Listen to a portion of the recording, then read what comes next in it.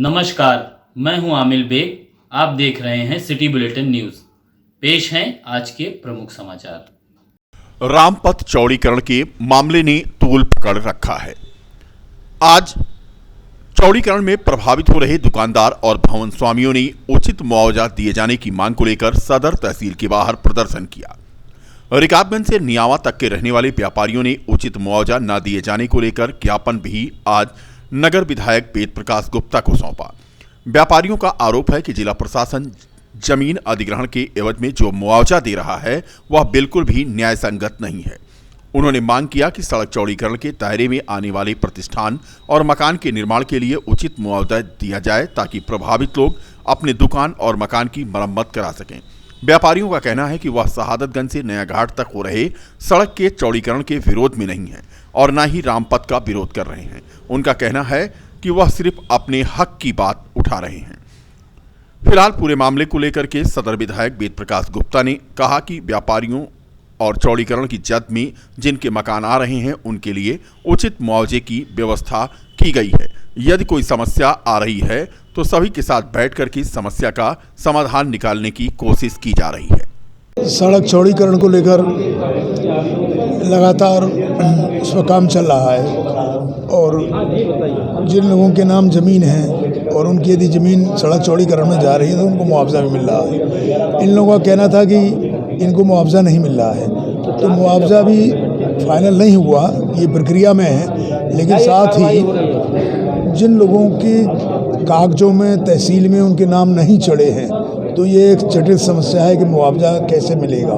तो मैंने ये शासन के लोगों से कहा है कि इन लोगों की बातें सुनकर और यदि वो जायज़ है और यदि वो गलती से भूलवश नहीं चढ़ाया है, लापरवाही उनके स्तर पर हुई है तो इसको रेक्टिफाई कर ले, उनके नाम चढ़ा लें जिनके नाम ज़मीन है, जो 50 वर्ष से रह रहे हैं। और मैंने उनको आश्वस्त किया है कि जिसके नाम ज़मीन है, जिसके बिल्डिंग तोड़फोड़ होगी जाएगी, उसमें उचित मुआवजा सरकारी रेट पे अवश्य दिया जाएगा। ये हम लोग की समस्या यही है कि राम मंदिर बन रहा, हम लोग बहुत खुश हैं, लेकिन जो चौड़ीकरण में हम लोगों को एक भी भूमि का कुछ भी मिल नहीं रहा है। हम लोग के गाटा संख्या नहीं है भूमि में, और भूमि जो है हमारा जो है उसको कागज़ जो है किसी कूड़े के बराबर उन्होंने कह दिया है कि इसमें कुछ नहीं मुआवजा मिलेगा। अब बताइए, हम लोग 70-80 साल से रह रहे हैं, पेपर में जो कमी है उसको सरकारी वर्ग ठीक कराए, कागज़ बनवाए हमारा, और जो है कह रहे हैं कि कोई पेपर आपका सही दुरुस्त नहीं है।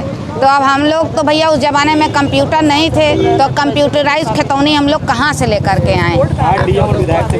उन्होंने आश्वासन दिया है, लेकिन देखिए कुछ होता है कि नहीं होता ये तो हम नहीं कह सकते, लेकिन एक उम्मीद है, अगर करेंगे तो भाई अच्छी बात है। क्या नाम है? रीता। अयोध्या कोतवाली क्षेत्र के मिर्जापुर माफी में स्थित बिलाल मस्जिद के इमाम ने राम मंदिर आंदोलन में सहयोग करने वाले बबलू खान के ऊपर गंभीर आरोप लगाया है। इमाम अल्ताफ हुसैन ने कहा कि वह मस्जिद में नमाज के साथ साथ बच्चों को पढ़ाते हैं। कुछ दिन पहले बबलू खान द्वारा अपनी दुकान पर फातिया पढ़ने के लिए उन्हें बुलाया गया।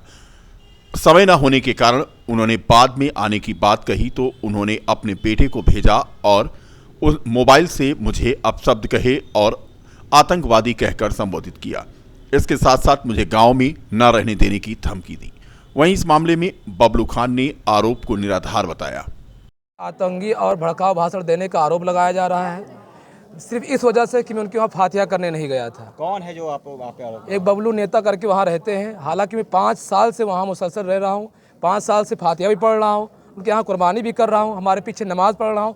मैं कभी उनके खिलाफ़ कोई भाषण नहीं दिया, लेकिन एक दिन हमारे पास समय नहीं था, बीते हुए शनिवार को हम कहा कि बाबू ले आइए, यहाँ फातिया कर दूंगा।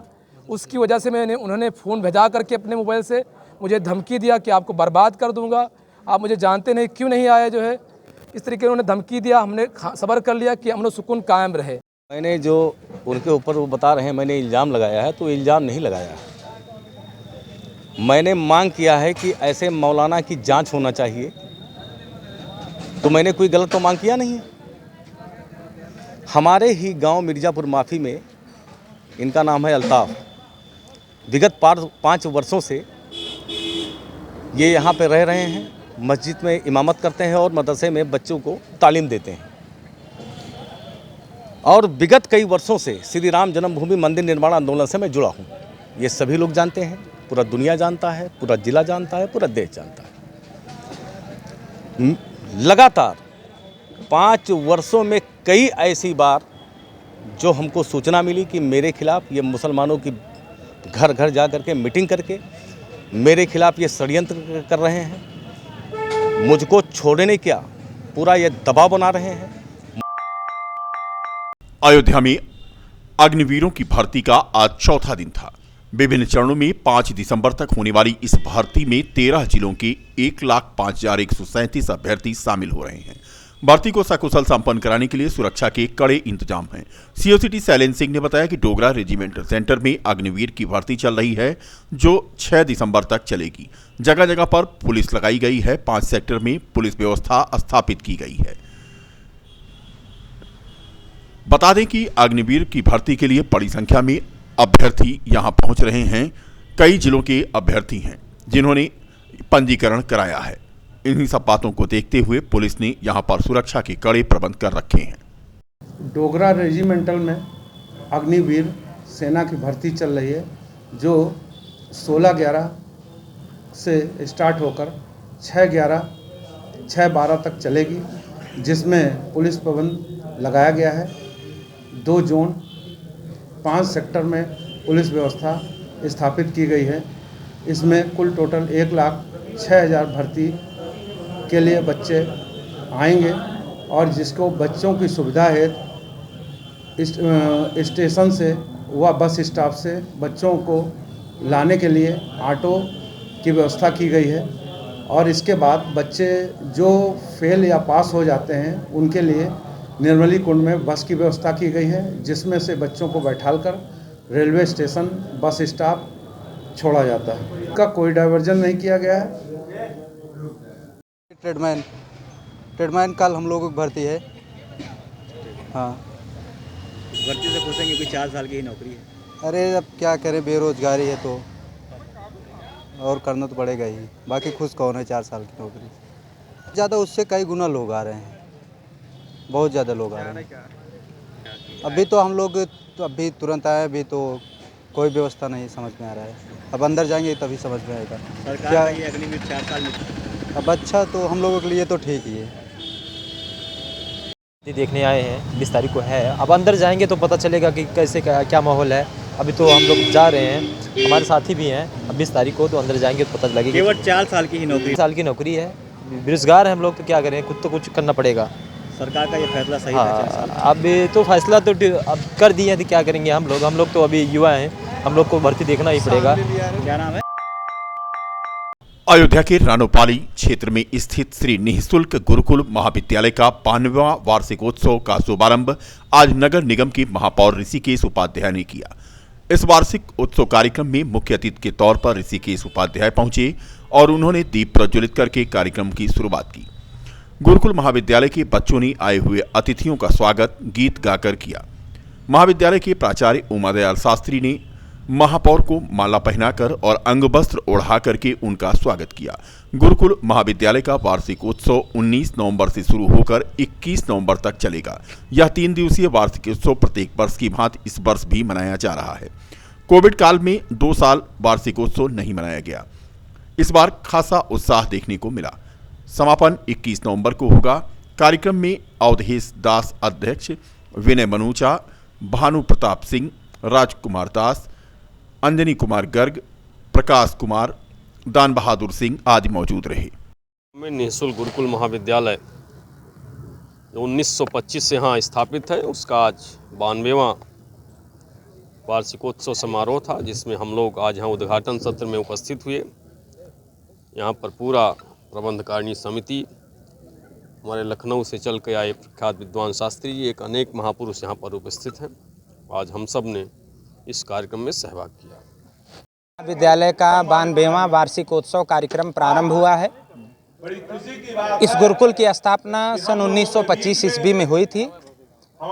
इस संस्था के जो संस्थापक देवरिया के थे स्वामी त्यागानंद जी सरस्वती, जिन्होंने 1925 में इस गुरुकुल की स्थापना की। तब से यह गुरुकुल निरंतर पल्लवित और पुष्पित होते हुए आगे बढ़ रहा है। और जैसा कि हम लोग जानते हैं कि भगवान श्री राम चंद्र जी की जन्मभूमि अयोध्या में यह गुरुकुल स्थित है। और जो हमारी भारतीय संस्कृति और परंपरा है, जहाँ पर भगवान राम कभी गुरुकुल में अध्ययन करते थे, भगवान श्री कृष्ण गुरुकुल में अध्ययन करते थे, ठीक उसी पैटर्न पर, उसी माध्यम से यह गुरुकुल भी संचालित हो रहा है। नई दिल्ली में चल रहे अंतर्राष्ट्रीय ट्रेड मेले में रेल मंत्रालय भारत सरकार द्वारा अयोध्या धाम रेलवे स्टेशन की प्रदर्शनी लगाई गई है। प्रदर्शनी का निरीक्षण भाजपा के नेता और रेल मंत्रालय भारत सरकार के सलाहकार समिति के सदस्य अनूप चौधरी ने करते हुए पत्रकारों से बात की। उन्होंने कहा कि लोगों को अयोध्या धाम रेलवे स्टेशन का यह प्रदर्शनी का जो दृश्य है वो खासा पसंद आ रहा है। उन्होंने कहा कि अयोध्या धाम रेलवे स्टेशन पीएम मोदी के नेतृत्व में भारतीय रेल की धड़कन बनकर उभर रहा है। ऐसे ऐतिहासिक कार्यों के लिए पीएम मोदी और सीएम योगी और रेल मंत्री अनिल वैष्णव और सभी रेल मंत्रालय के अधिकारियों और कर्मचारियों का वह आभार व्यक्त करते हैं। अयोध्या में कल कई साहित्यकारों का जमावड़ा होने जा रहा है। जनवादी लेखक संघ अयोध्या की जिला कमेटी द्वारा दोपहर 12 बजे से संघ की वरिष्ठ सदस्य उस्मा वर्मा द्वारा लिखी पुस्तक मैं फ्लास गुलमोहर जैसी गजल संग्रह का प्रेस क्लब में विमोचन होगा। वहीं लेखक संघ के सदस्य, कार्यक्रम आयोजक और जनौस के पूर्व प्रदेश महासचिव सत्यभान सिंह जनवादी ने कहा कि पुस्तक विमोचन में कल शहर के साहित्यकारों का जमावड़ा होगा। वरिष्ठ हिंदी के कवि स्वप्निल श्रीवास्तव की अध्यक्षता और संघ के जिला सचिव डॉक्टर विशाल श्रीवास्तव के संचालन में यह कार्यक्रम आयोजित है। इस कार्यक्रम में अंग्रेजी की वरिष्ठ लेखिका पूनम सूद, प्रयागराज के वरिष्ठ कवि, उद्घोषक, निर्माता, निर्देशक संजय पुरस्वार्थी, वरिष्ठ पत्रकार केपी सिंह, रघुवंश मणि, महिला साहित्यकार कंचन जायसवाल, विनीता कुशवाहा और कंचन दुबे आदि मौजूद रहेंगी। पुस्तक है ये गज़ल और गीत संग्रह है कि मैं पलाश गुलमोहर जैसी। यह हमारी गज़ल और गीत का संग्रह है और इसका विमोचन जनवादी लेखक संघ के द्वारा 12 बजे प्रेस क्लब में किया जाएगा और इसके माध्यम से हमारी किताब दूर दूर तक पहुंचेगी और मैं चाहती हूं कि इसको लोग पढ़ें। हम ये इसमें हर उम्र के लोगों के लिए कुछ संदेश है, युवाओं के लिए भी है, महिलाओं के लिए भी है, हमारे जो समाज में कुछ हम करना चाहते हैं उनके लिए भी है। और मैं अपनी गज़ल की 2 पंक्तियां कहना चाहूँगी कि उसमें एक संदेश है और हिम्मत की बात है कि मेरे वजूद की कीमत न लगाई जाए, मेरी ख्वाहिश है ये ख्वाहिश न दबाई जाए। पूर्ण कार्यक्रम का आयोजन है जनवादी लेखक संघ के बैनर के नीचे और हमारे संघ की वरिष्ठ साथी हैं उस्मा सजल जी, जिन्होंने बड़े अथक और बहुत परिश्रम करके जो उन्होंने किताब लिखा है और बहुत ही बेहतरीन पुस्तक है। जैसा कि आपने बताया कि उसमें सभी लोगों के लिए एक संदेश है पुस्तक में और उसका शीर्षक है मैं पलाश गुलमोहर जैसे। मुझे लगता है कि बहुत सारे लोगों को पसंद आएगी और कल हम लोगों को भी पढ़ने का अवसर मिलेगा, क्योंकि जब उसका विमोचन हो उसके बाद हम लोग भी पढ़ेंगे। निश्चित तौर पे इस किताब के माध्यम से बहुत सारे जो लोग हैं, जो समाज बहुत सारे लिखते पढ़ते हैं, उनके लिए भी एक संदेश है कि वो लोग भी बेहिचक हो करके और चीज़ों को जनता के बीच में जिनके पास प्रतिभाएं हैं उसको आगे ले आएँ। बुखार आने के बाद लोग डेंगू की जांच को लेकर खासे परेशान होते हैं। कोई प्राइवेट पैथोलॉजी जाता है तो कोई जिला अस्पताल तो कोई मेडिकल कॉलेज। डेंगू की जांच को लेकर के आज सीएमओ डॉक्टर अजय राजा ने एक बड़ा बयान दिया। उनका कहना था कि प्राइवेट पैथोलॉजी की डेंगू रिपोर्ट मान्य नहीं।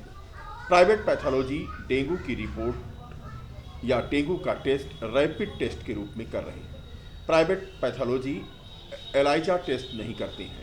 सरकारी अस्पताल में ही एलाइजा टेस्ट की व्यवस्था है। डेंगू की सरकारी रिपोर्ट ही मान्य है। इतने प्राइवेट हॉस्पिटल में एलाइजा टेस्ट ही नहीं होता है ना, रैपिड डायग्नोस्टिक के से टेस्ट हो रहा है, तो वो जो टेस्ट उन लोग के जो पॉजिटिव आ रहे हैं वो मान्य नहीं होता है डेंगू से, एक संभावित होते हैं। पुष्टि के लिए हम लोग जिला अस्पताल में टेस्ट करा रहे हैं।